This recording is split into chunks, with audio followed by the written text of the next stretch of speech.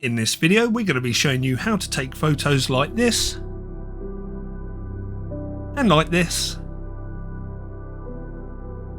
and even ones like this. The way we're going to be showing you how to get these photos is by using this product here.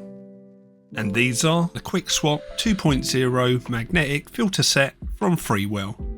As well as reviewing this filter set, we'll also be heading out with a camera, giving you some tips and tricks on how to level up your photography using filters. Let's get straight into it. First off, what do we get in the box? We get this very nice brown leather style hard case which contains all the filters. And once we open up the hard case, you can see that we have multiple compartments, each containing a different filter.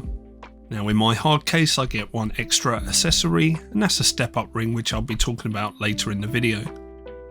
We also get a UV filter, we also get an ND1000 filter, an ND64 filter, and an ND8 filter. We also get a circular polarizing filter which I'll be showing you how to use again later in the video, and finally a metal magnetic lens cap. And here you can see all the filters laid out. And the first thing we're going to do is take the step up ring and mount this onto the front of our lens.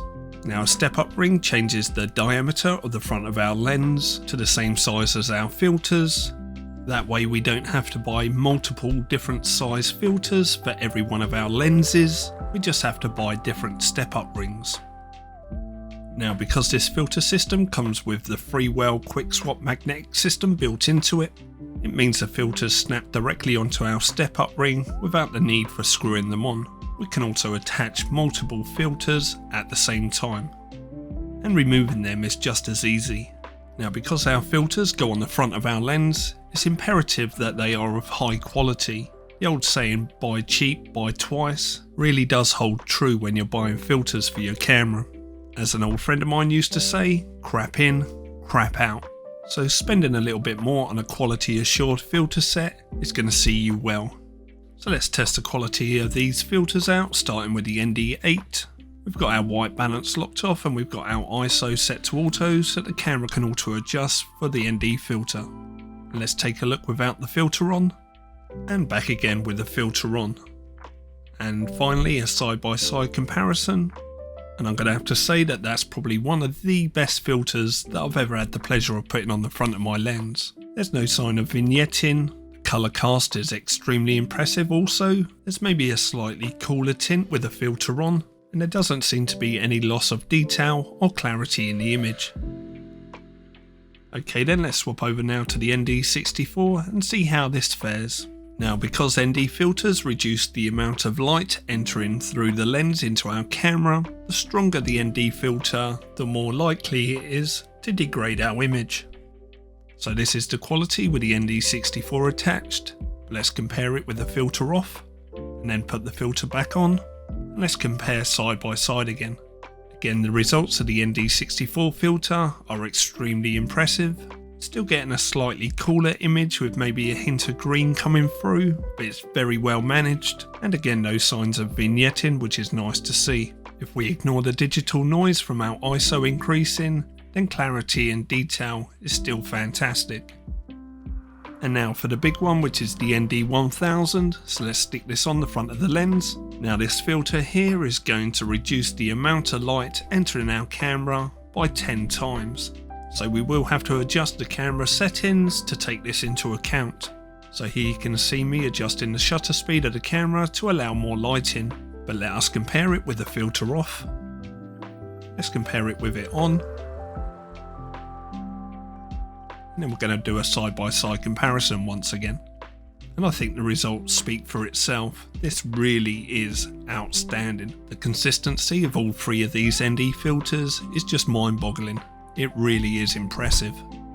Again, we're getting a slightly cooler tint with a filter on. There's no signs of vignetting, and the detail and clarity is just remarkable. So the results of using these filters are extremely impressive. Let's take them out in the real world and give you some tips and tricks on how to use them.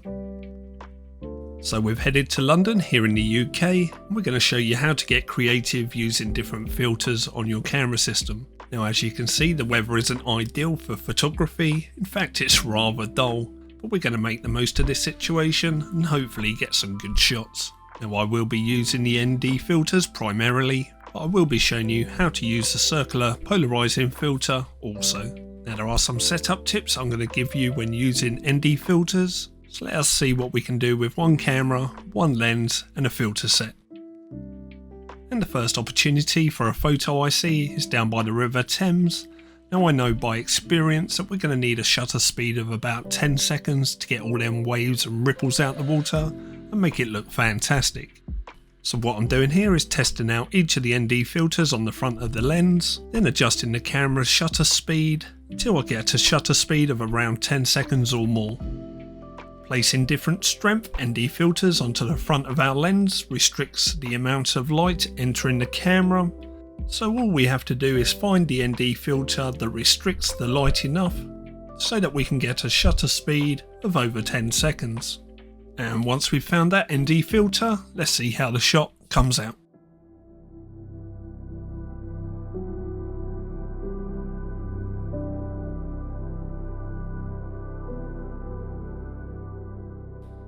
So in the end I went with the ND 1000, which gave us a shutter speed of 13 seconds.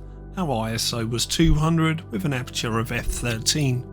And this is a type of example you can get by using ND filters to reduce the speed of the shutter inside your camera.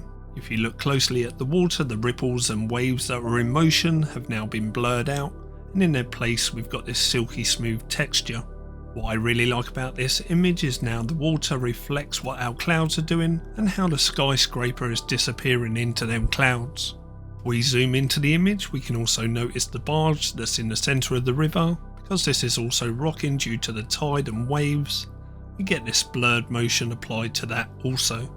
Whilst the buildings in the background, because these have no motion, these remain sharp. Anyway, let's move on and see what else we can do with these filters.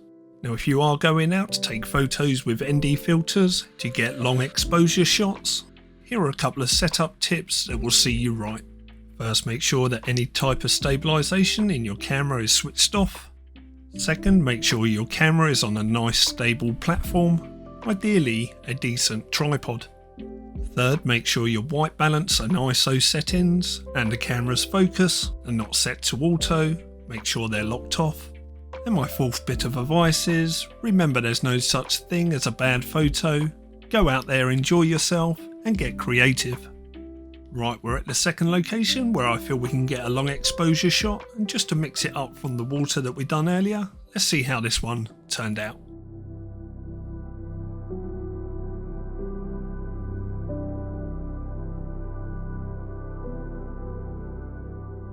And here we've used the FREEWELL ND64 filter with a shutter speed of 4 seconds, an ISO of 100 with an aperture of f11. Changing the ND filter over to a less restrictive one as previously used means that we can adjust our shutter speed to 4 seconds and change the amount of motion blur we get on our subjects. And that's what's really fun about using filter sets. We can use that motion blur to indicate energy or movement within our still photos. In this particular photo, I was trying to convey the amount of energy, noise and movement in this built up market in the centre of London. And without the use of the ND filter, this would have been impossible.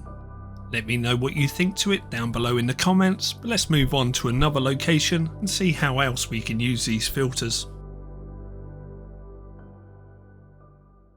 Now if you do any type of filmmaking with your cameras, we can use the ND filters to control the shutter speed, so we follow the 180-degree rule. Like in these few demo clips here, I'm recording straight onto the Sony a6700, but with the use of the FREEWELL ND filters. I'm able to make sure that our shutter speed remains double that of our recording frame rate, and thus get that perfect motion blur on any moving objects. Now if you'd like to learn more about using filters in filmmaking, please let me know in the comments section below and I'll do a follow-up video, but also make sure you hit that subscribe button so you don't miss out on that. So whilst we're talking about filmmaking, let me show you exactly how a circular polarizing filter works by placing it in front of the ND8 filter that's already on the lens. Now, a polarizing filter can be used both in video and photography, and its main use is to remove glare off reflective surfaces. Let me give you a demonstration of it. And here I've pressed record on our Sony camera, and as you can see we've lowered that shutter speed down to about 1/4 of a second, and what I'm doing is rotating the polarizing filter on the front of the lens. As we rotate this filter, we're going to be removing the glare off the wet surface on the floor. Now, as you watch this video clip, keep an eye on the reflective wet surface of the floor and see how by rotating our circular polarizing filter, it increases or decreases the amount of glare coming off it. So by using a polarizing filter and rotating it on the front of our lens, we get to control the glare that's coming off reflective surfaces. So hopefully you can see how this might benefit you in your filmmaking or photography. So hopefully by now you're starting to see by adding a decent set of filters to your setup can improve your creativity, your photography and your filmmaking. Let me show you one last demonstration of a long exposure shot, which was my personal favourite of the day. That's if I can get my tripod set up correctly through the railings here. Now, if you're wondering what tripod I'm using here, I'll leave links to the video review I've done of this tripod in the top pinned comment, so make sure you go check that out after watching this video. And now hopefully you have a basic understanding of how our ND filters can reduce our shutter speed and we can get them long exposure shots. I'll show you the shot without explaining how it's done, and I'll show you the settings on the screen. Let me know again what you think to this in the comment section below.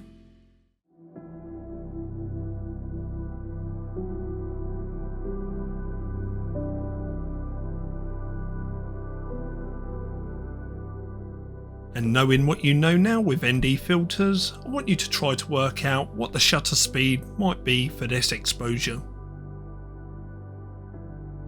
So let's see if you're right. These were the settings used in the camera. So we used the FREEWELL ND64 filter with a shutter speed of 1.6 seconds, ISO 100 with an aperture of f10. And the way to work out these kind of long exposures, if we take a look at the bus in motion here, we can roughly guess it's probably going about 20 miles per hour. And to travel the distance of the motion blur would take between 1 and 2 seconds. But anyway, as before, let me know what you think to this photo in the comment section below.